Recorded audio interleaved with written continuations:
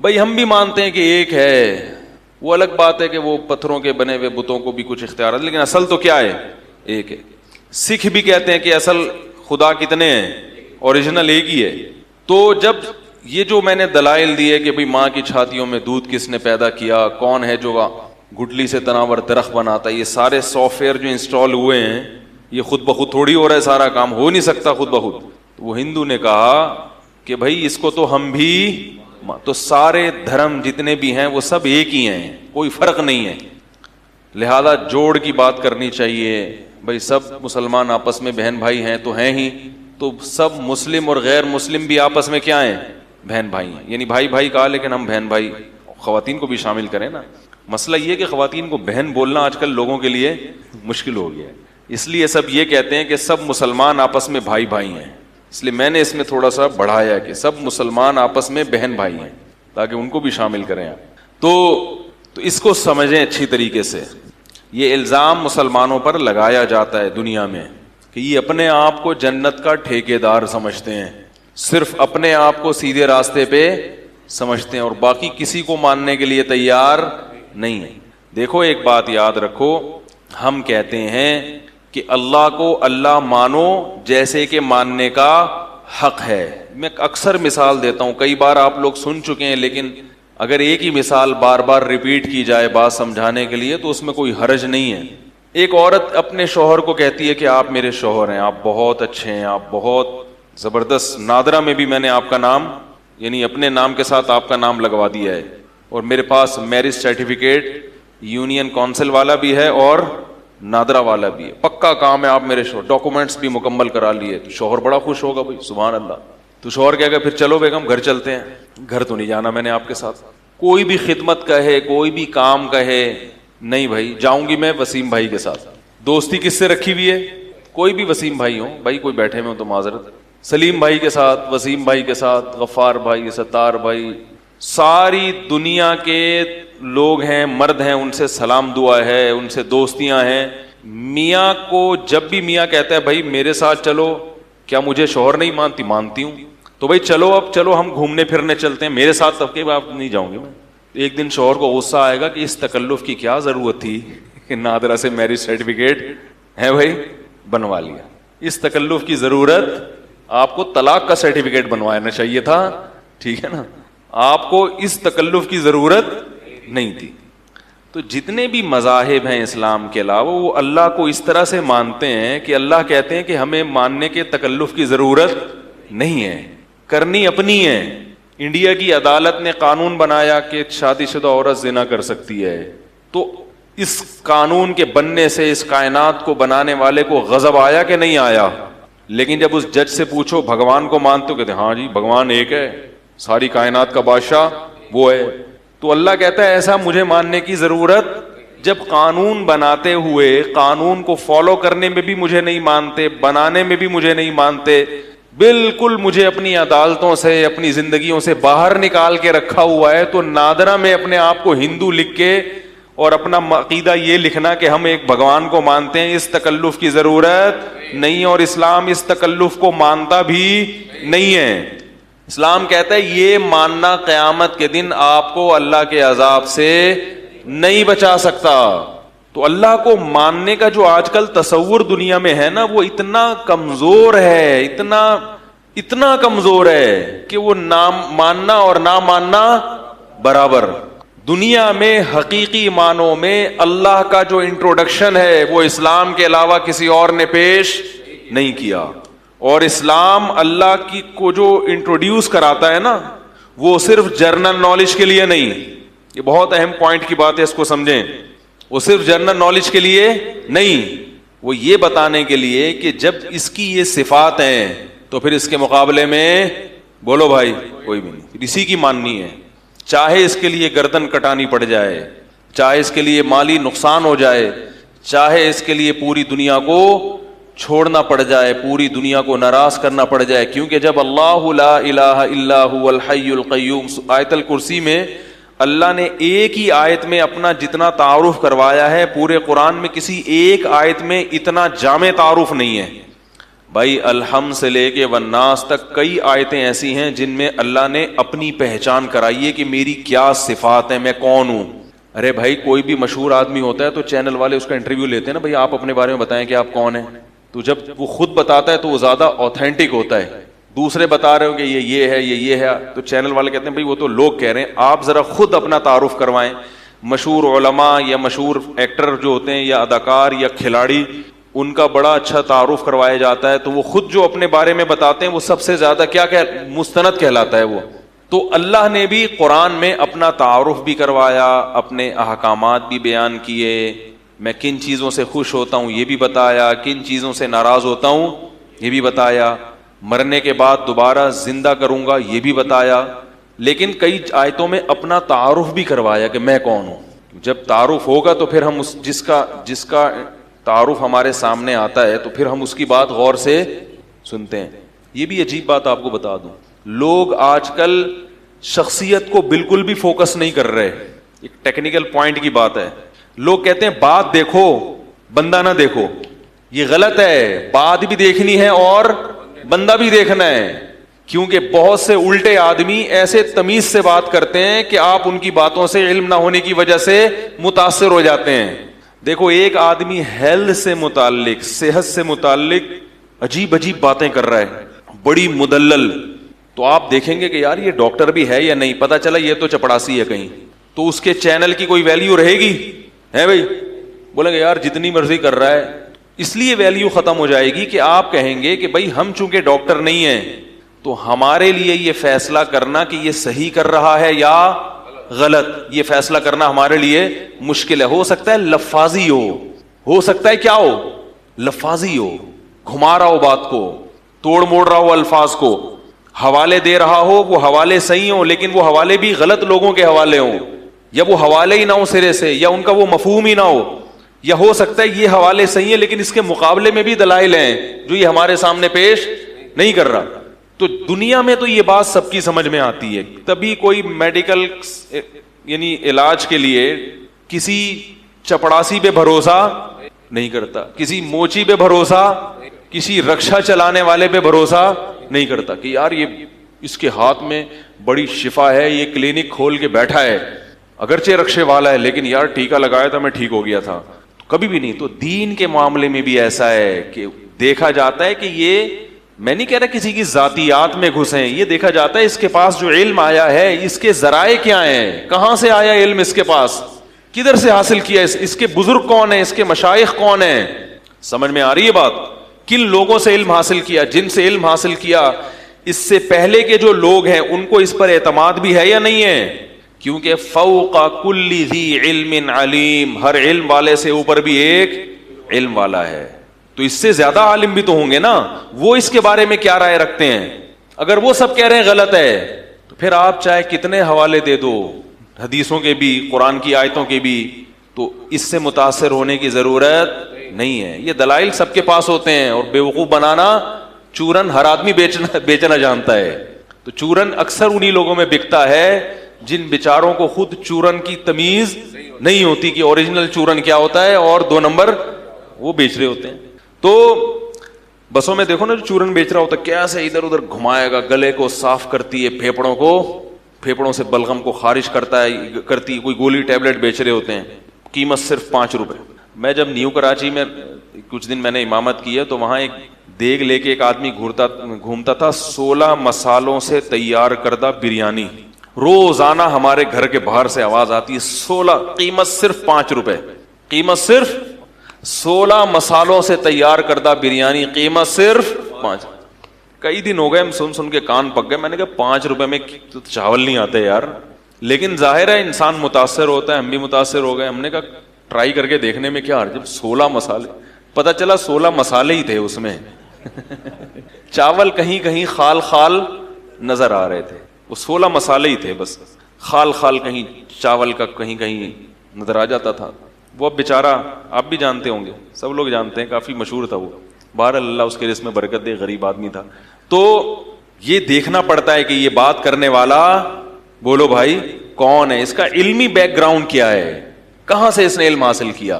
تو ایسے ہی نہیں اٹھ کے کوئی بھی چورن بیچنا شروع کر دے اور آپ متاثر ہونا شروع ہو جائیں. تو بات کیا کر رہا تھا میں؟ ہاں، تو میں یہ کہہ رہا تھا دیکھو اس کی دلیل یہ کہ اللہ نے جہاں قرآن میں احکامات دیے نا تو اپنا تعارف بھی کروایا ہے تاکہ پتہ چلے بات کرنے والا کون ہے.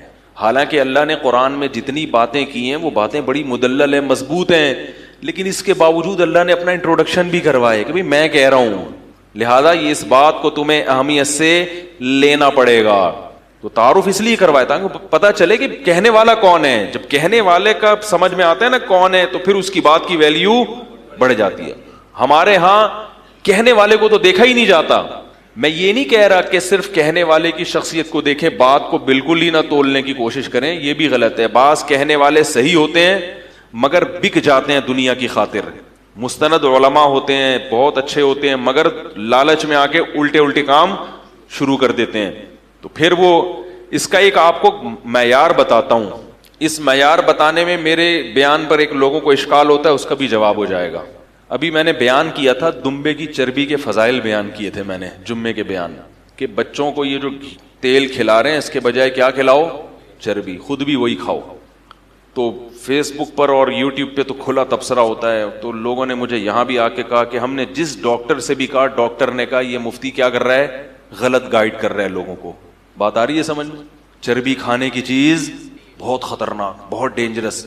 پھر کسی نے مجھ پہ یہ بھی طنز کیا کہ مفتی صاحب آپ خود تو کہتے ہو کہ جس کی فیلڈ ہے اسی کی بات کا اعتبار ہوگا، تو کیا کھانا ہے کیا نہیں کھانا ہے یہ مفتیوں کی فیلڈ نہیں ہے، یہ کس کی فیلڈ ہے؟ ڈاکٹروں کی. تو آپ اپنے بیان سے رجوع کا بولو بھائی اعلان کریں. بات آ رہی ہے سمجھ؟ تو میں نے ان سے ایک بات کہی. اسی طرح یہ ایک اشکال ہو گیا، نوٹ کر لیں اس کو. ایک اور اشکال جو اس سے بھی زیادہ، میرا ایک کلپ ہے اس کا نام کسی نے رکھا کہ خواتین جلدی بوڑھی کیوں ہو جاتی ہیں. وہ میں نے نام نہیں رکھا، وہ کسی یوٹیوب کا کوئی چینل ہے، اس نے اپنے چینل کو بڑھانے کے لیے نا، کیونکہ جب وہ خواتین دیکھیں گی خواتین جلدی بوڑھی کیوں ہو جاتی ہیں تو فوراً ان کا ذہن جائے گا اس میں ان کو جوان رہنے کا طریقہ بتایا ہوگا. یہ چینل والے بڑے ہوشیار ہوتے ہیں، ایسا اٹریکٹیو نام رکھتے ہیں کہ لوگ بھاگیں اس طرف. تو اس پہ میں نے بتایا تھا کہ 16 لاکھ سے زیادہ لوگ ہیں. ابھی ایک ہفتے میں 1.5-2 ہفتے میں جو ہے نا 18 ملین ہو گئے. وہ یعنی اتنی تیزی سے ابھی بھی جا رہا ہے وہ. ہر خاتون پوری دنیا میں، انگریز عورتیں بھی دیکھ رہی ہوں گی ترجمہ کرا بھائی، اس کا ترجمہ کرا یار ٹھیک ہے انگریزی میں. کسی مولوی نے بولا کچھ پتہ نہیں کوئی شاید الہام ہوا ہو. تو اس پہ میں نے پہلے بھی اس پہ تبصرہ کیا تھا کہ تسلی کے ساتھ کیا ملی ہیں، برا بلا کہا ہے پبلک نے، خواتین نے. اس میں میں نے ایک ترغیب دی ہے کہ بھئی یہ جو آج کل خواتین نسل روک رہی ہیں نا، بچے روک رہی ہیں، اس سے بھی بڑھاپا جلدی آ رہا ہے. تو اس پہ بھی کہ بھئی یہ ایک کچھ ڈاکٹر خواتین ہیں، انہوں نے بھی کہا کہ یہ کون سا طریقہ ہے کہ جناب ہڈیاں مضبوط ہوتی ہیں، بچے پیدا کرنے سے تو کیلشیم جسم میں ختم ہوتا ہے، آئرن کم ہوتا ہے، کیلشیم وہ ایسی کی تیسی ہو جاتی ہے. اور پھر کچھ خواتین کے میسج بھی آئے کہ ہمارا تو 2 بچوں میں برا حال ہو گیا، اب کون سے زمانے کی بات کر رہے ہو، اور یہ وہ بہت کچھ. تو یہ 2 چربی ہو گیا، چربی پر ڈاکٹروں نے کھچائی کی اور اس مسئلے پر. تو اور پھر مجھے یہ بھی کہ جب آپ خود کہتے ہو کہ جو جس کی فیلڈ ہے وہ اسی کے لیے ہے کہ وہ اسی پہ سوٹ کرتا ہے کہ وہ یہ کرے، آپ کی فیلڈ نہیں ہے تو آپ کیوں ٹانگ اڑا رہے ہو لوگوں کے معاملات میں؟ آپ کو کیا پتا کہ گھی کھانا ہے کہ ڈالڈا کھانا ہے؟ سمجھ میں آئی بات؟ اس کا جواب سنیں. اس کا جواب یہ دیکھو، اگر کوئی مفتی بیٹھ کے یہ فتویٰ دے کہ اسلام میں 5 نمازیں فرض نہیں ہیں تو آپ اس کی بات مانو گے؟ ایک گنوار جاہل اٹھ کے بولے کہ یہ مفتی جھوٹ بول رہا ہے، آپ کہو بھائی مفتی کو زیادہ پتہ ہے یا ہے، تو یہ اس وقت یہ دلیل صحیح ہوگی؟ غلط. اس لیے کہ یہ انڈر اسٹوڈ ہے، یہ پکی ڈھکی بات ہے. ہر مذہب میں یا ہر فیلڈ میں کچھ چیزیں 2 اور 2 4 کی طرح لگی بندی ہوتی ہیں. اس میں نہ کسی عالم کی ضرورت، نہ کسی اس میں اس فیلڈ کے ماہرین کی ضرورت ہی نہیں ہوتی. اس میں تو کوئی اگر اس کے خلاف کہے گا تو یہ اس کے بے وقوف ہونے کی علامت ہوگی. جو مفتی یہ کہہ دے کہ 5 نمازیں نہیں ہیں 4 ہیں، اس کا مطلب یہ مفتی نہیں ہے، یا تو یہ جھوٹ بول رہا ہے یا یہ مفتی ہے ہی نہیں، یا یہ پیسے لے کے غلط بیانی سے کام لے رہا ہے، یا اس کے پاس علم ہے مگر اس کی مینٹل اپروچ بالکل بھی نہیں، سے پتہ نہیں کون سی تحقیق نکال کے لے آیا یہ، یا اس کو کوئی اور بیوقوف بنا رہا ہے کوئی دوسرا مفتی. کچھ نہ کچھ دال میں کہیں نہ کہیں کالا کالا ہے. کیونکہ اسلام میں 5 نمازیں فرض ہیں، حج فرض ہے. اس کے لیے کسی سے پڑھنے کی کتابوں، یہ تو صدیوں سے متواتر چلی آ رہی ہے یہ چیز، اس میں تو دوسری رائے ہو ہی نہیں سکتی. تو اس میں علماء کا یا ان چیزوں کا اعتبار نہیں ہے. اس میں تو کوئی انکار کرے گا تو وہ کیا ہو جائے گا. تبھی میں کہتا ہوں نا, تقلید امام ابو حنیفہ کی جو ہم کرتے ہیں ان مسائل میں جن میں دونوں طرف احادیث ہیں, جو منصوص مسائل ہوتے ہیں نا, جو قرآن و سنت نے بالکل واضح بیان کر دیے, اس میں کسی کی تقلید نہیں ہوتی, کیونکہ اس میں مجتہد اگر اس کے خلاف بات کرے گا تو وہ مجتہد کی فہرست سے خارج ہو جائے گا, وہ رہتا ہی نہیں پھر مجتہد, کیونکہ اس نے تو قرآن کے خلاف بات کر دی نا. ہاں بعض چیزیں ایسی ہوتی ہیں آپ کو قرآن کے خلاف لگتی ہیں, وہ ہوتی نہیں ہیں. جیسے وہ 2.5 سال امام حنیفہ نے لکھ دیا نا, دودھ پلائے گا, اور لوگ کہتے ہیں قرآن میں تو 2 سال ہے, تو اس کے جوابات کا بھی موقع نہیں ہے, یہ ٹاپک نہیں ہے. تو آپ کو لگتا ہے امام حنیفہ کا مذہب بھی قرآن میں ہی موجود ہے. تو خیر, تو یاد رکھو, جیسے کوئی مفتی کہہ دے کہ اسلام میں 5 نہیں 4 نمازیں ہیں, یا کوئی کہہ دے کہ اسلام میں نماز ہی نہیں ہے, یا کوئی کہہ دے کہ حج نہیں ہے, یا کوئی کہہ دے کہ زنا کی اجازت ہے مجبوری میں, ٹھیک ہے نا, اس قسم کی چیزیں مارکیٹ میں آ رہی ہیں. متع کر لو, اسلام میں گنجائش ہے, حالانکہ اسلام میں متع کی کوئی گنجائش نہیں ہے. کہتے ہیں 2 گواہوں کی موجودگی میں اگر کوئی زنا سے بچنے کے لیے متع کر لے, میں کہتا ہوں پھر تکلف کی ضرورت کیا ہے, زنا میں بھی وہی ہوتا ہے, متع میں بھی وہی ہوتا ہے. فرق اتنا ہو گیا کہ پہلے چھپ کے کر رہے تھے, اب 2 آدمیوں کو آپ نے گواہ بنا دیا, نام چینج کر دیا. تو یہ چیزوں کو تو اسلام کسی لحاظ سے بھی قبول نہیں کرے گا. یوں یورپ سے فون آتے ہیں کہ بھائی چونکہ متع کرنا اختلافی مسئلہ ہے, شیعہ اس کے قائل ہیں, سنی قائل نہیں ہے, تو اگر مجبوری میں اختلاف. میں نے کہا بھائی یہ اختلاف قابل اعتبار نہیں ہے. اسلام میں متع جیسی بغیرتی کو قطعاً قابل قبول, کیونکہ اس میں اور زنا میں کوئی فرق نہیں ہے. صرف اس کا فرق ہے کہ اس میں گواہ نہیں ہوتے, اور یہاں اس جرم پہ آپ کے گواہ بھی بن جاتے ہیں. تو یہ چیزیں پکی ڈھکی ہیں.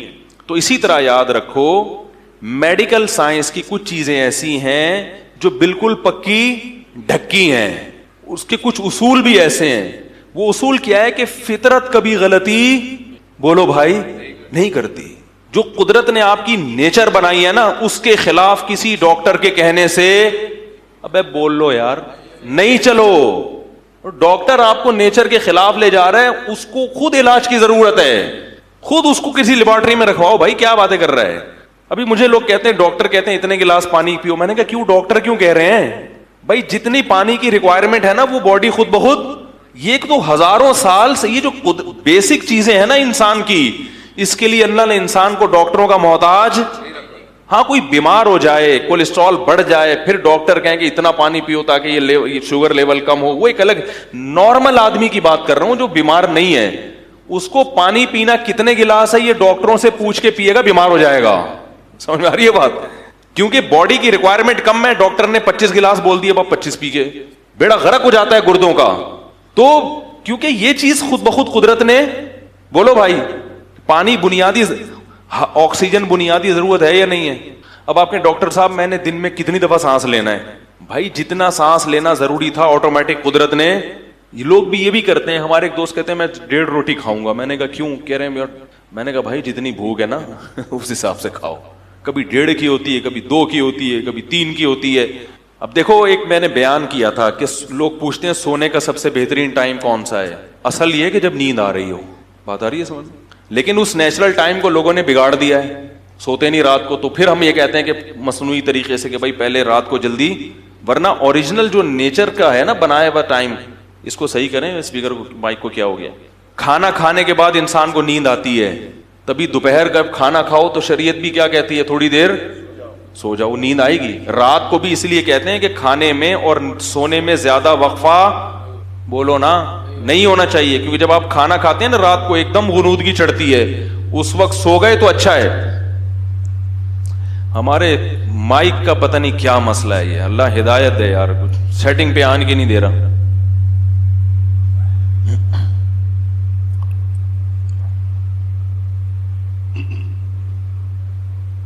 چلو بھائی, شکر اللہ کا, بوجھ ہلکا ہوا. اور کم کرو یار, کہاں سے ہو رہا ہے کم یہ پتہ ہی نہیں چل رہا. ادھر سے چلیں.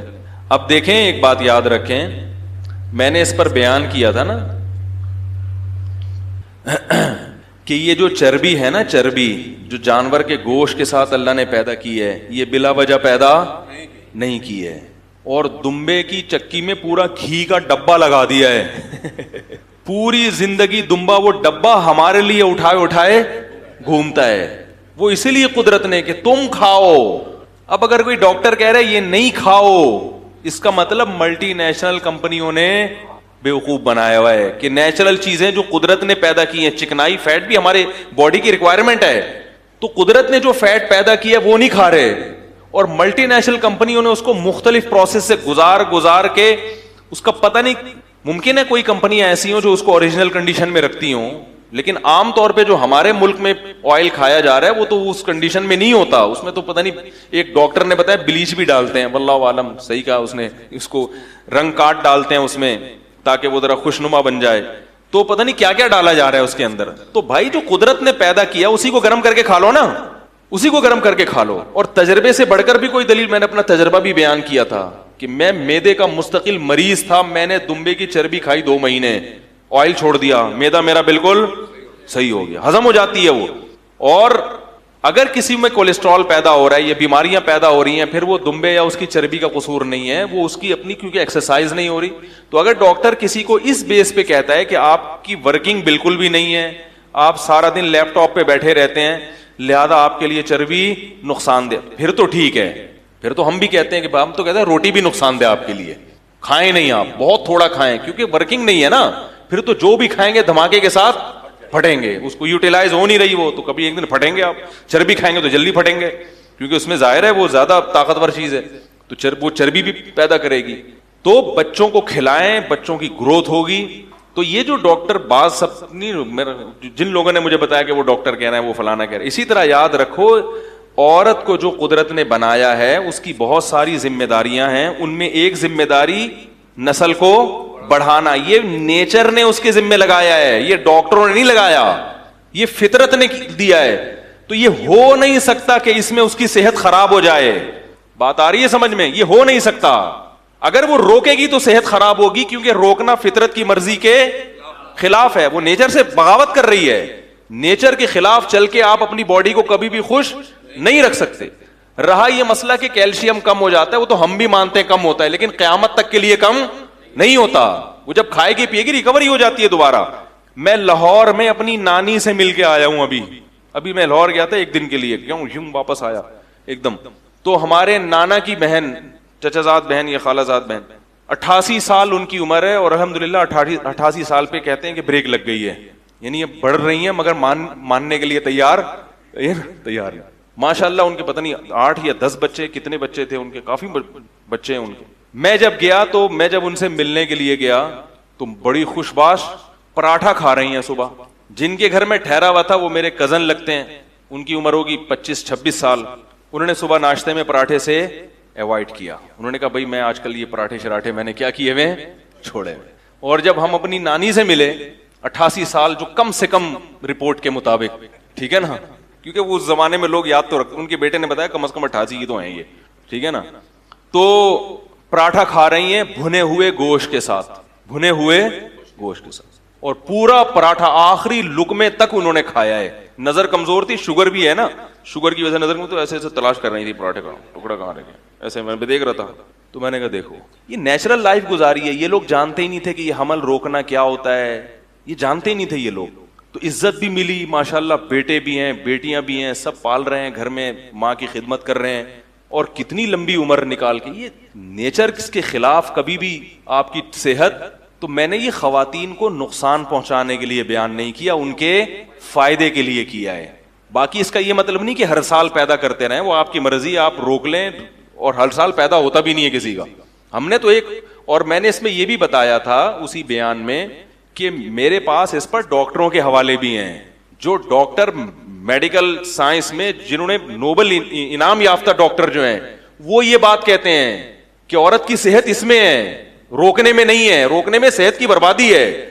اور اس کے حوالے میرے پاس ان کی جو اوریجنل کتابیں انگلش میں, جو ان کے اپنے, وہ میں نے اپنی جو کتاب میں نے لکھی ہے نا, جو خطرناک ترین کتاب, اس میں ان کے پیج نمبر کے ساتھ حوالے بھی نقل کیے ہیں. تو اس پہ میرے پاس ڈاکٹروں کے بھی دلائل ہیں. ایسا نہیں ہے کہ باقی کوئی ڈاکٹر اگر کہہ رہا ہے کہ نہیں یوں ہو جاتا, غلط کہہ رہا ہے وہ. اس کا مطلب آپ خدا کو غلط کہہ رہے ہو بھائی, اس کا مطلب تو یہ ہوا. اور یہ بھی یاد رکھو, اگرچہ یہ حیا کے خلاف ہے یہ بات کرنا, لیکن بات ہو گئی, کیونکہ فیملی پلاننگ والوں نے اس قدر پروپیگنڈا کیا ہے, اس قدر ذہن میں یہ چیز ڈالی ہے نا, کہ اب لوگوں کے دماغ سے یہ نکالنا بڑا مشکل ہو گیا ہے. حتیٰ کہ علماء بھی اب انہی کی باتیں کرنے لگے ہیں. میں نے اچھے اچھے علماء کو دیکھا ہے, وہ بھی وہی گن گا رہے ہیں, نہیں بھائی یوں ہو جاتا ہے تو یوں ہو جاتا ہے تو یوں ہو جاتا ہے. میں کہتا ہوں تمہاری اپنی ماؤں کی عمریں دیکھو, 90 سال, کہہ رہے ہیں وہ زمانہ اور تھا, یہ زمانہ. تو کیا مطلب نیچر بدل گئی کیا انسان کی؟ ارے کیا اس زمانے میں بھی روٹیاں کھایا کرتے تھے بھائی, دودھ پیتے تھے, اب بھی وہی کر رہے ہیں. کیا پہلے پلاسٹک گندم کی کھاتے, اب کیا پلاسٹک کی روٹی کھائیں گے؟ بھائی نیچر تھوڑی چینج ہوتی ہے, 1000 سال کے بعد بھی آپ کے باڈی کا اسٹرکچر یہی رہے گا, 1000 سال پہلے بھی یہی تھا, وہی ریکوائرمنٹ ہے اب بھی جو پہلے تھی. اس پہ خواتین نے یہ بھی طنز کیا, خوراک کو توجہ نہ دو اور پیدا کرتے چلے جاؤ. کون کہہ رہا ہے بھائی خوراک پہ توجہ نہ دو, کھلاؤ تسلی کے ساتھ. تو کھائیں, کھانا تو زیادہ پڑے گا, ظاہر بات ہے, بھوک خود بخود زیادہ لگے گی تو کھلانا بھی پڑے گا. تو جو میاں نہیں کھلا رہا وہ غلط کر رہا ہے, خوب اچھا کھلانا چاہیے تاکہ وہ جو کیلشیم کی کمی ہوئی ہے وہ کیا ہو جائے, پوری ہو جائے. لیکن اکثر یہ کمنٹس وہ خواتین کرتی ہیں جو تسلی سے کھا رہی ہوتی ہیں. غریب عورتیں جن کو کھانے کو نہیں ملتا ان کے ایسے کمنٹس نہیں ہوتے. اگر یہ کھانے کا مسئلہ ہوتا نا کہ کھانے کی کمی کی وجہ سے بچے کم پیدا ہو رہے ہوتے, تو امیروں کے بچے زیادہ ہوتے اور غریبوں کے کم ہوتے. ہم دیکھتے ہیں غریبوں کے زیادہ ہوتے ہیں. کھانے کا مسئلہ نہیں ہے, یہ میڈیا نے آپ کا دماغ خراب کر دیا, آپ کے فیملی سسٹم کو تباہ کرنے کے لیے.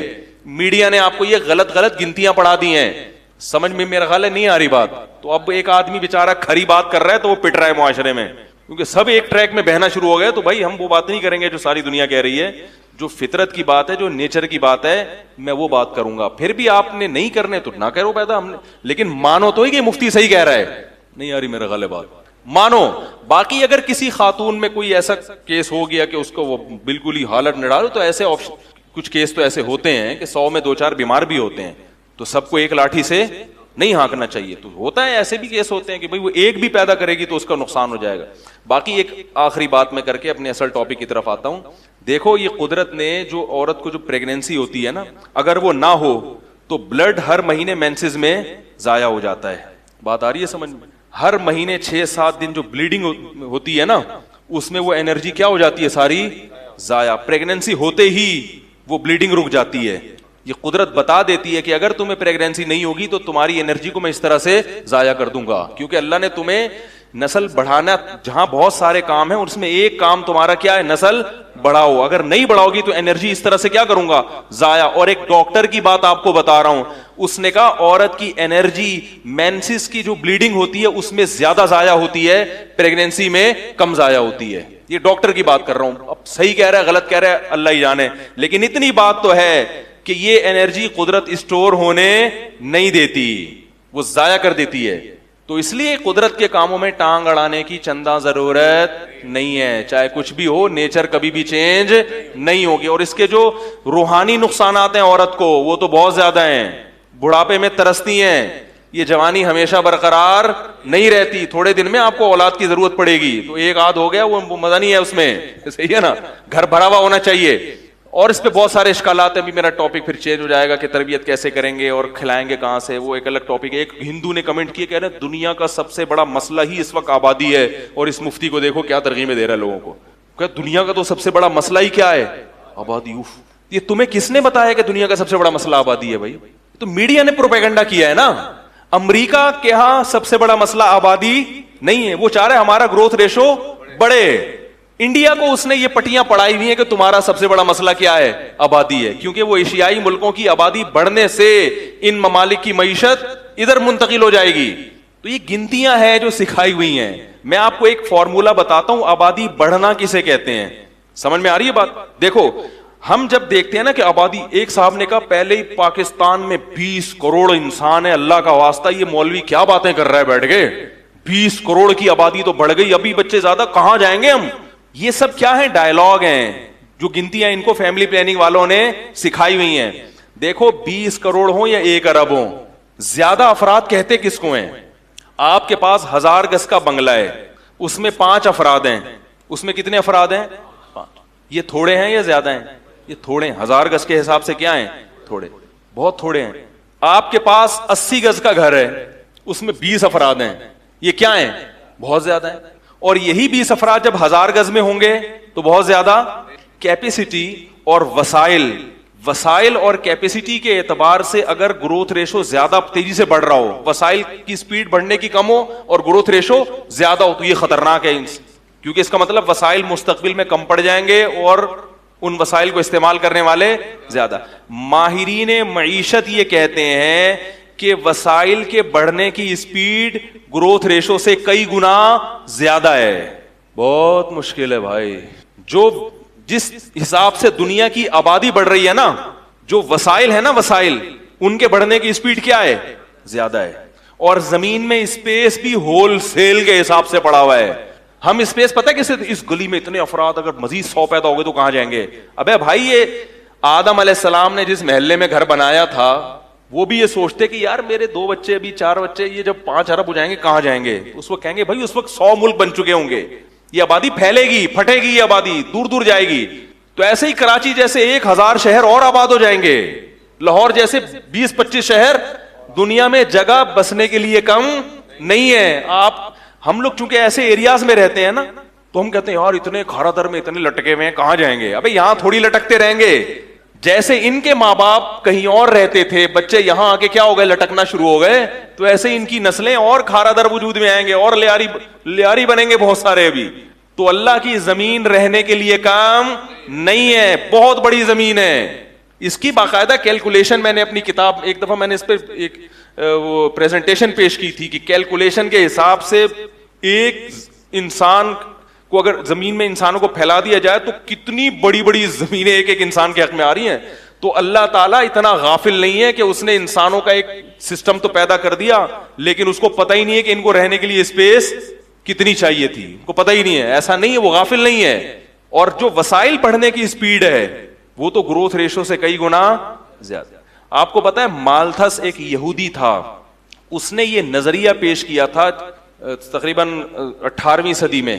اس نے یہ کہا تھا کہ کیونکہ وہ معیشت کا ماہر تھا, تو اس نے یہ نظریہ پیش کیا تھا کہ یار یہ جو آبادی اتنی اسپیڈ سے بڑھ رہی ہے نا, تو زمین سے پیداوار تو اتنی نکل نہیں رہی, اور وسائل بھی, جنگل کی لکڑیاں جو ہم آگ جلاتے ہیں سب, یہ تو تھوڑے دنوں میں کیا ہو جائے گا, ختم. یہ بات آن دا ریکارڈ ہے کہ مالتھس نے جب یہ نظریہ پیش کیا تو پوری دنیا نے اس کو لیا اور کہا کہ یہ صحیح کیلکولیشن کر رہا تھا نا, وہ ہر چیز میں کیا کر رہا تھا, کیلکولیشن. تو اس نے ساری دنیا نے لیا, یہ ہاتھوں ہاتھ یہ نظریہ مقبول ہوا, بھائی یہ تو بہت خطرناک. بھائی اس نے کہا کہ تھوڑے دنوں بعد وقت آنے والا ہے کہ لوگ ایک دوسرے کا گوشت نوچ نوچ کے کھائیں گے. یورپ کے جو معیشت کے ماہرین ہیں, ان کی اپنی کتاب میں میں نے ان کے الفاظ لکھے ہیں. یہ انہوں نے کہا کہ مالتھس کا نظریہ فیل ہو گیا اور اس کی ایک پیش گوئی بھی صحیح ثابت نہیں ہوئی ہے. اس نے کہا تھا 100 سال بعد ایسا ہوگا, 200 سال گزر چکے ہیں مگر ایسا نہیں ہوا, بلکہ اس کے الٹ ہو گیا ہے. مالتھس کے دور میں انسان کو جس قسم کی خوراک مل رہی تھی اور غربت کا جو ریشو تھا وہ ریشو کئی گنا کم ہوا ہے, اور انسان کو اعلیٰ سطح کی خوراک میسر ہے. بات ہم کہتے ہیں نا دنیا میں غریب بہت ہیں, بے شک بہت ہیں, لیکن اتنے نہیں جتنے پہلے ہوا کرتے تھے. پہلے سے غربت میں کیا آئی ہے, کمی آئی ہے. غریب بہت ہیں مگر پہلے کی نسبت کم ہیں. تو اس لیے میرے بھائی ہم جب ممبر پہ بیٹھ کے کوئی بات کر رہے ہیں تو ہمیں پھینکو مت سمجھو. کوئی ہندو بھی کمنٹ کر رہا ہے بھائی اس مولوی کو یہی نہیں پتا دنیا کا سب سے بڑا مسئلہ کیا ہے, آبادی. اب میں آپ کو بتاتا ہوں آبادی بڑھنے سے ہوتا کیا ہے. انسان کی کبھی بھی ایسے کیلکولیشن نہیں ہو سکتی اتنے کروڑ ہو گئے, کسی ملک میں 20 کروڑ ہو گئے, 30 کروڑ ہو گئے, اس سے کبھی کسی ملک کی آبادی کا اندازہ نہیں ہوگا کہ اس کو مزید آبادی کی ضرورت ہے یا نہیں. کسی ملک کے طاقتور ہونے کا پتہ اس سے نہیں چلتا کہ اس کی آبادی کم ہے یا زیادہ. پتہ ایسے چلتا ہے کہ اس میں جوانوں کا ریشو بوڑھوں سے زیادہ ہے یا نہیں ہے. ایک گھر میں 20 افراد رہتے ہیں, وہ جوان ہیں اور ایک ماں باپ ہیں, یہ گھر زیادہ خوشحال ہوگا. حالانکہ افراد کتنے, 22. کتنے افراد ہیں, 22. اور ایک گھر میں 4 افراد ہیں, آبادی کتنی ہے اس گھر کی, 4, مگر وہ چاروں کیا ہیں, بوڑھے ہیں. تو معاشی ترقی کس گھر میں ہوگی, 22 میں. اب کوئی بے وقوف بولے اس گھر میں 22 لوگ ہیں, اف 22 کے وسائل کہاں سے آئیں گے, اف اف توبہ توبہ, اس میں تو اولاد پیدا ہی نہیں ہونی چاہیے. اور وہ 4 ہیں, ان کو بولے یار تم تو اسپیڈ کیا ہو بڑھاؤ اور تم تو کروڑ پتی ہو. وہ کہیں گے بھائی ہم بوڑھے ہیں اور اس میں کیا ہیں, جوان ہیں. تو جوانوں کا ریشو کیوں, اس لیے کہ جوان آدمی میں ارننگ کی صلاحیت, اس کو 2 ہاتھ اللہ جو دیتے ہیں نا, اس 2 ہاتھ سے 10 کے پیٹ بھرنے کی اللہ نے اس میں طاقت رکھی ہے. لہذا جب 20 آدمیوں کی ارننگ گھر میں آئے گی تو وہ اس گھر میں 100 افراد کے راشن کی طاقت ہوگی. آپ نے عمران خان کی تقریروں میں کئی بار سنا ہوگا کہ پاکستان میں اتنے فیصد جوان ہیں, سنا ہوگا نا, اتنے فیصد جوان ہیں, اتنے فیصد جوان ہیں. تو جوانوں کا پرسنٹیج جب ہی بڑھتا ہے جب آپ کا گروتھ ریشو زیادہ ہو. سمجھ میں نہیں آ رہی میرا خیال ہے. تو خود بخود جوان لوگوں کا پرسنٹیج کیا ہو جائے گا, بڑھ جائے گا, کیونکہ بچپنا بہت جلدی ختم ہو جاتا ہے, بڑھاپے ختم ہونے میں بہت ٹائم لگتا ہے. بھائی آپ کہیں گے جب گروتھ ریشو بڑھے گا بچے بھی تو اتنے سارے ہوں گے نا, تو وہ بھی تو کما تھوڑی سکتے ہیں, تو وہ 10 12 15 20 سال میں کمانے کے قابل بن جاتے ہیں. لیکن بڑھاپے کا جو پروسیس ہے وہ بڑا لمبا ہوتا ہے. نہیں آ رہی, کسی ماہر معیشت سے پوچھ لو وہ بتا دے گا آپ کو. تو جوان کا جو ریشو ہے نا وہ جب ہی ہوگا جب آپ کا گروتھ ریشو زیادہ. جتنے زیادہ آبادی بڑھے گی اتنا ہی کمانے والوں کی تعداد بڑھے گی اور کھانے والوں کی تعداد کم ہو جائے گی. یہ جو جاپان اور چائنا کی آبادی کا ریشو کم ہے پھر بھی اتنی ترقی کر رہے ہیں, یہ اس کی وجہ یہ ہے کہ یہ پہلے ہی سے بہت ترقی یافتہ, بہت اسٹرانگ ممالک ہیں, یہ بہت زیادہ طاقتور. کیونکہ ترقی کا صرف گروتھ ریشو نہیں ہے, اس میں اور بھی چیزیں ہیں نا. ایسے ہی ہے جیسے سود سے معیشت ڈاؤن ہوتی ہے, لیکن سوال پیدا ہوتا ہے امریکہ اور یہ بڑے بڑے ممالک کی معیشت تو بہت اچھی ہے. تو بھائی یہ سود کے علاوہ بھی بہت سارے کام کر رہے ہوتے ہیں. سود ان کی معیشت کو گرا رہا ہے مگر معیشت کو اوپر لانے کے لیے بھی بڑا زور لگا رہے ہیں. ہمارے پاس تو ویسے بھی کوئی ترقی کی اور کوئی چیز نہیں, اگر ہم نے آبادی کا ریشو بھی گرا دیا تو کسی کام کے بھی نہیں رہیں گے. بات آ رہی ہے سمجھ میں؟ معاشی ترقی کا ایک ذریعہ تھا وہ بھی کیا ہو جائے گا, کم. اب دیکھو جاپان کا جو گورنمنٹ کماتی ہے نا اس کا بہت بڑا حصہ بوڑھوں کی پینشن پہ جاتا ہے, لیکن پھر بھی وہ سروائیو اس لیے کر رہے ہیں کہ ان کی ارننگ کیا ہے, زیادہ ہے. لیکن وہ پریشان ہے کہ اگر یہ اتنے سارے بوڑھے نہ ہوتے, یعنی ان کی کفالت کے لیے جوان ہوتے یا ملک کو کما کے جوان دینے کے لیے ہوتے, تو ہمارا ان کی پینشن میں اتنا حصہ نہ جاتا. دوسرا, انہوں نے صحت کا اتنا زیادہ خیال کیا ہے کہ ریٹائرمنٹ کی عمر بڑھا دی انہوں نے. اب 60 سال میں ریٹائر نہیں ہو رہے, 80 میں ہو رہے ہیں. تو مصنوعی طریقے انہوں نے ایسے اختیار کیے ہیں, وہ جو مصنوعی نہیں یعنی ہیں تو اچھے طریقے, لیکن اگر ان کی گروتھ ریشو بڑھتا نا تو پھر وہ اس سے بھی زیادہ, بولو بھائی, ترقی یافتہ ہوتے, اس سے بھی زیادہ. اب دیکھو چائنا میں لیبر سستی ہے, اگر آبادی کا ریشو بڑھتا تو لیبر اور زیادہ سستی ہو جاتی, اور ترقی کرتا چائنا. تو آپ کہہ سکتے ہیں وہ اتنے ذہین لوگ ہیں, ان کی سمجھ میں نہیں آ رہی اور مفتی کے سمجھ میں آ رہا ہے. امریکہ برطانیہ ان سے بھی زیادہ ذہین تھے, انہوں نے یہ غلطی کی ہے مگر اب اس غلطی پہ وہ کیا کر رہے ہیں, پچھتا رہے ہیں. تو چائنا بھی کچھ وقت کے بعد جا کے بولو بھائی پچھتائے گا کہ بہت بڑی غلطی ہوئی ہے ہم سے. اور ایک آخری کر کے نکل رہی ہے بات. دوسری بات یہ کہ یہ جو نظریہ ہے نا کہ گروتھ ریشو کم ہو تو ترقی کریں گے, اس نظریے کی بریکیں نہیں ہیں. مثلا آپ اب انگریز کیوں پریشان ہیں کہ انہوں نے کہا 4 ہونے چاہیے, وہ 4 پہ آ کے انہوں نے کہا جب خرچہ 4 میں بھی ہوتا ہے تو 2, 4 کیوں, پھر کتنے ہونے چاہیے, 2 ہونے چاہیے. جب 2, پھر انہوں نے کہا یار جب اگر بچے ہمارا کھاتے ہیں اور ان کو یعنی ہم اپنی ارننگ کے حساب سے پیدا کریں تو بھائی پھر 2 پہ بھی کیوں خرچ کریں, ہمیں کتنا ہونا چاہیے, 1 ہونا چاہیے. کیونکہ بچہ باپ کا کیا کہتا ہے, پیسہ کھا جاتا ہے. تو پھر کچھ وقت کے بعد انہوں نے کہا یار میں پیدا ہی کیوں کروں, میں جب پیسہ کما رہا ہوں تو سارا اپنے اوپر خرچ کروں نا. یہ سوچ پیدا ہوتی ہے کہاں سے, فیملی پلاننگ کے نظریات سے. اور اسلام کیا کہتا ہے کہ بچہ تمہارا نہیں کھاتا, وہ اپنی قسمت کا لے کے آتا ہے, لہذا ایک دھیلا بھی جیب میں نہیں ہے تو آپ کو اسلام نسل روکنے کی پھر بھی اجازت نہیں دیتا. ایک دھیلا بھی نہیں ہے آپ کی جیب میں. اسلام کہتا ہے یہ اللہ کی مخلوق پہلے ہے, تمہاری اولاد بعد میں. تبھی تمام فقہا کا اتفاق ہے کہ خرچے کے خوف سے نسل روکنا حرام ہے. صحت کے لیے روک لی, چلو بھائی وقفہ کرنا ہے, یہ سنبھل نہیں رہے کسی سے, ویسے ہی اس کو شوق نہیں ہے تو ایک الگ بات ہے, ترغیب نہیں ہے, لیکن شریعت کہتی ہے ٹھیک ہے بھائی کوئی زبردستی نہیں ہے اس میں. لیکن اس خوف سے کہ میں کھلاؤں گا کہاں یا اسکول کی فیسیں کیسے بھروں گا, اس خوف سے نسل روکنا کیا ہے اسلام میں. کیونکہ اللہ کہتے ہیں اللہ کی مخلوق پہلے ہے, تمہاری اولاد بعد میں. جو خدا ماں کی چھاتیوں میں اس کے لیے دودھ پیدا کر سکتا ہے وہ 12ویں بچے پہ بھی پیدا کرتا ہے. اس کا مطلب وہ ناراض نہیں ہے, ٹھیک ہے نا. وہ یہ نہیں کہہ رہا بہت ہو گیا اب میں نہیں پیدا کروں گا, وہ کہے گا 12واں کے بعد 13واں بھی ہوگا تو اللہ ماں کی چھاتیوں میں دودھ پیدا کرے گا, یہ بتانے کے لیے کہ اس کا بھی انتظام ہے. 14واں ہوگا پھر بھی پیدا کرے گا. تو یہ اللہ بتا دیتے ہیں کہ یہ ذمہ داری کس کی ہے اس کو پالنا, بولو بھائی اللہ کی. تو اس لیے اٹھا کر پھینک دو باہر گلی میں, نئی تہذیب کے انڈے ہیں گندے. اگر ہمارے ابا 2 بچوں کے قائل ہوتے ہم پیدا نہیں ہوتے, ہم تو 4تھے نمبر پہ ہیں. ڈاکٹر ذاکر نائک سے کسی نے سوال کیا, اس نے کہا میں تو پتہ نہیں 5ویں 6 نمبر پہ ہوں, شکر ہے ہمارے ابا اس نظریے قائل نہیں تھے. رب جماع حدث منه مثل الشافعی و احمد بن حنبل. علامہ ابن تیمیہ رحمہ اللہ کہتے ہیں کہ بسا اوقات انسان عورت سے اولاد پیدا کرتا ہے مرد جو ہے نا, اور اللہ اس کی نظر میں امام شافعی اور امام احمد ابن حنبل جیسے لوگ پیدا کر دیتے ہیں. اگر وہ لوگ نسلیں روک لیتے, اتنے بڑے بڑے لوگ ان کی اولادوں میں پیدا نہیں ہوتے. سمجھ میں آئے گی پھر بھی نہیں. یہ چیز ایسی ہے نا, کھرچ کھرچ کے دماغ کیا کر دیا ہے, خراب کر دیا ہے. تو بھائی اللہ تعالیٰ ہے جو قرآن میں کیا کہتے ہیں, وقدر فیہا اقواتہا. اللہ فرماتے ہیں ہم نے اس زمین میں انسان کو پیدا کرنے سے پہلے اس زمین میں خوراک کے ذخائر کا ایک اندازہ لگا لیا تھا کہ کتنے لوگوں نے آنا ہے, اس حساب سے ہم نے زمین میں پہلے سے پیدا, بولو بھائی, کر دیا. تو اب خواتین کو چاہیے اپنی صحتوں پہ بھی ترس کھائیں. جو موٹاپا چڑھ رہا ہے اتنا زیادہ, یہ نسل روکنے سے چڑھ رہا ہے. جن کی اولادیں ہوتی ہیں ان کی فٹنس دوسروں سے زیادہ اچھی, ان میں موٹاپا نہیں آتا, عمریں لمبی ہوتی ہیں. اور بڑی بات ہے اللہ تعالیٰ اولاد دیتے ہیں جو ہے وہ بڑھاپے کا سہارا بنتی ہے. بڑھاپے میں کون عزت دے گا بھائی آپ کو, کون پالے گا آپ کو؟ کوئی بھی لفٹ کرانے کے لیے تیار نہیں ہوتا. آپ کہتے ہیں کہ میرے پاس پیسہ اتنا ہے تو بڑھاپے میں یہ کام آئے گا. پیسہ آپ کو محبت نہیں دے گا. وہ پیسے میں جو نوٹ ہیں وہ آپ سے باتیں تھوڑی کریں گے. اور آپ نیٹ پہ سرچ کریں, یو کے میں, امریکہ میں ایسے ادارے وجود میں آ گئے ہیں جو بوڑھوں کی تنہائیاں دور کرنے کے لیے بندہ بھیجتے ہیں پیسوں پہ. 1 گھنٹہ رینٹ پہ آدمی ملتا ہے. آپ ابھی سرچ کریں بیان ختم ہونے کے بعد, بڑھاپے میں ان کو کیا ملتا ہے, رینٹ پہ آدمی جو جائے گا اور خوب اچھی طرح گپ شپ کرے گا آپ سے. وہ کوئی دل سے تھوڑی محبت کر رہا ہے. کیسی برباد ہو گئی ہے وہ قوم, کیسے برباد ہو گئی ہیں وہ لوگ. اور یہ چیز ہماری قوم کی سمجھ میں نہیں آ رہی. برباد ہو گئے اللہ کے. ابھی 1 کروڑ پتی امریکن تھا, اس کا انتقال ہوا ہے. میں انشاءاللہ تلاش کر کے اس کا پورا حوالہ آپ کے سامنے پیش کروں گا. اس نے یہ بیان دیا ہے کہ میرا ایک بیٹا تھا, میں نے اس کو کھلایا پلایا اور نسل روکی, میرا بڑھاپا بہت ہی خراب گزرا ہے, میری یہ دولت میرے کام نہیں آ رہی. ایک ہندو نے ایک کمنٹ کیا نا کہ تم لوگ 20 کروڑ ہو گئے, 22 کروڑ کی آبادی ہو گئی.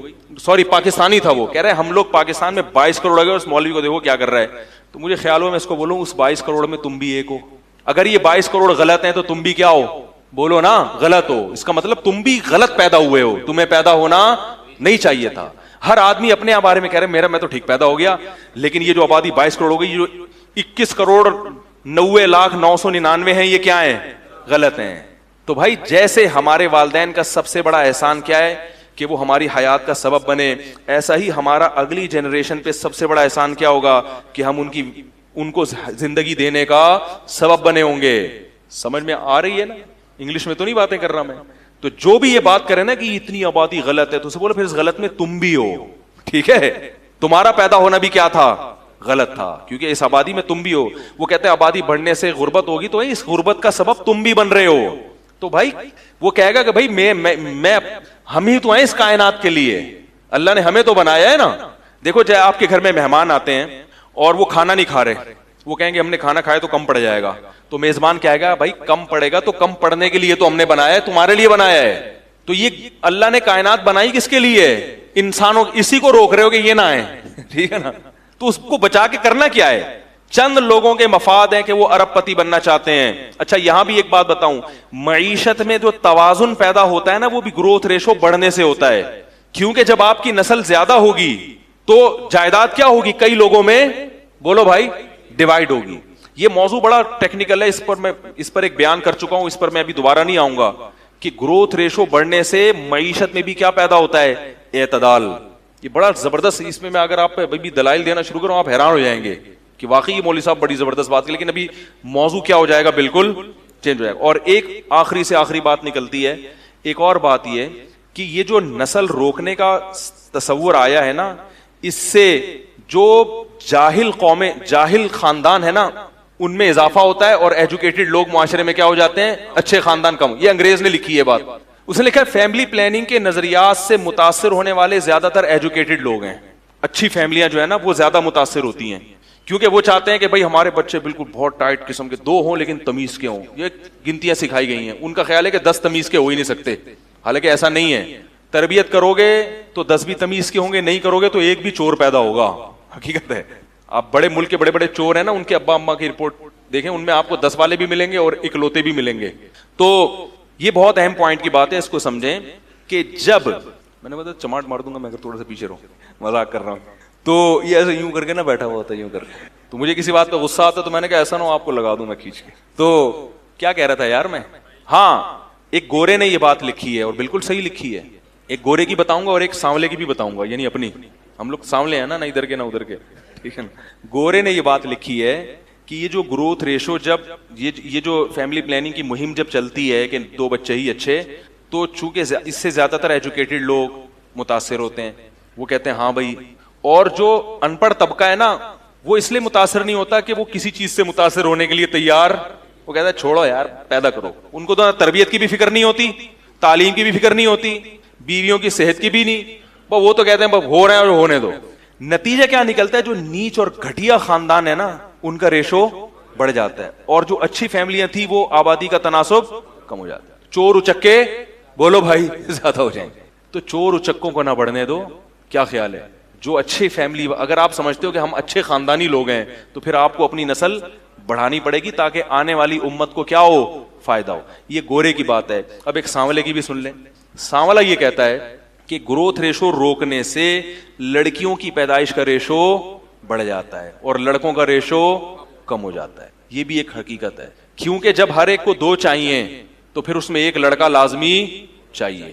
جس کو لڑکا نہیں ملا تو لڑکی ہوتی رہے گی, ہوتے ہوتے 6 بیٹیوں کے بعد ایک بیٹا ہو گیا تو وہ بریک لگا لے گا.